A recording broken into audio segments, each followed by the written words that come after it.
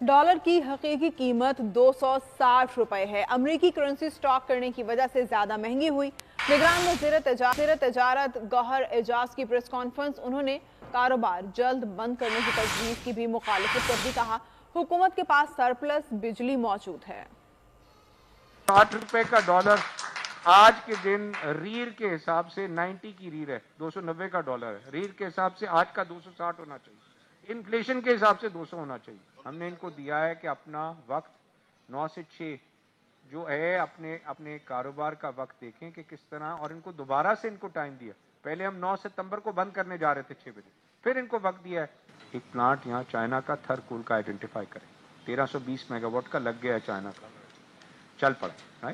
اس کو 1320 mega what کو ہم ویلنگ کے تھرو ڈائریکٹ انڈسٹری کے لیے ایلوکیٹ کروا، اور وہ جو اس کی کاسٹ آف انرجی ہے، اس کی کاسٹ آف انرجی کے بعد ہم جو آپ کی ڈسٹریبیوشن کمپنی ہے جو کئی ہے، اس کو ایک ویلنگ چارج دیں گے۔